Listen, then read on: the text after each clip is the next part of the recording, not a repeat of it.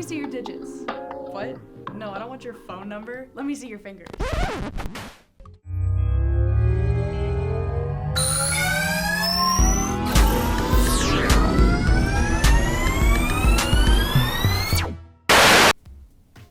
Hello there, science lover. Didn't see you there. Here. And I've got a handy topic today.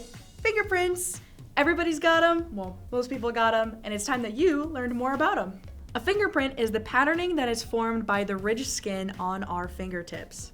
This type of skin is found all on our bodies, from the palms of our hands to the soles of our feet. Human fingers have small ridges on them, which are similar to mountains and valleys when you look closely. These ridges are unique in every human, and they can also be used for identification.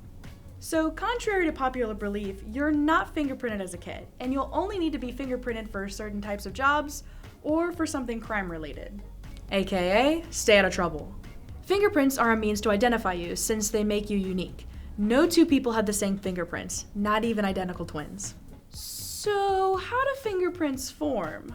Early on in fetal development, lumps of stem tissues called volar pads grow under the skin on each finger. There are 3 basic types of fingerprint patterns based on the Henry system for classification. There's loops, whorls, and arches. And based on these main types, there can be different variations, like a tented arch. See, it looks like a little tent. Now, some of the makeup of your fingerprint is based on genetics, like the volar pad size and orientation. This means that many relatives and most identical twins have the same main patterns on the fingers. So the main pattern, which is the general shape that your prints make, is a product of your genes. How your fingerprints grow is actually how you get the unique features. Factors within your mother's womb, like growing nerves and capillaries, fluid pressure changes, gravity, speed of growth, and more, influence the final patterns. So fingerprints are unique, like snowflakes. Why are they important? Well, for one, they can't really be altered. While you can get a new name or alter your appearance, on purpose or not, your fingerprints will still be yours. Well, what if I get rid of my fingerprints? Well, you can sure try. Each ridge of the epidermis, the outer layer of skin, is dotted with sweat pores for its entire length and is anchored to the dermis, the inner layer of your skin. Injuries such as burns, abrasions, or cuts do not affect the ridge structure. The original pattern is duplicated in any new skin that grows. In order to truly obliterate your fingerprint, every layer of skin must be removed. So you can technically get rid of your fingerprints, but it rarely works. Even if you burn certain areas, fingerprint examiners will use a different area to analyze. So you're probably looking at your fingers and wondering how examiners examine fingerprints. A trained fingerprint examiner compares the small details, including the shapes that the ridges and lines form and where the lines end or split. Think of it like comparing 2 different pictures. You remember those exercises, spot the difference?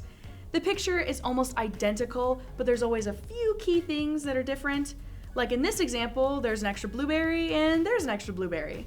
Fingerprints found at a crime scene, or latent prints, are often partial or smudged. So the first step is to determine if there's enough detail in order to make the print good enough for comparison. If there's not enough detail to go off of, no further analysis is done. I did mention that based on the Henry system for fingerprints, there are 3 main patterns, but the FBI uses a variation. In this variation, there are 8 types: radial loop, ulnar loop, double loop, central pocket loop, plain arch, tented arch, plain whorl, and accidental. Let's look at my fingers, for example, starting with my left hand.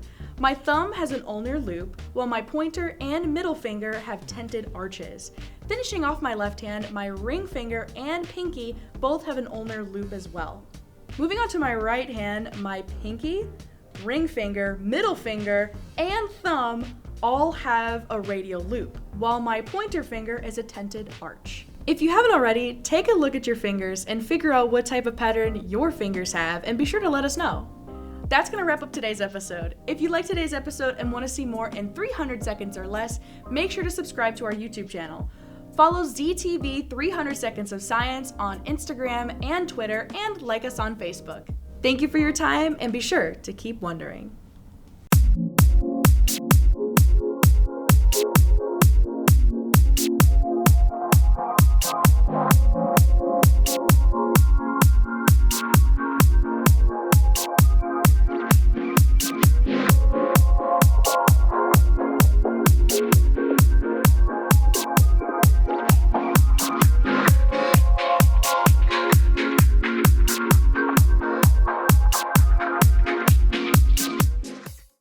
This program was produced by ZTV at the University of Akron. Do you want to gain experience in video production, professional social media, or working with real clients? Visit the UA School of Communications online or follow us on social media to learn more.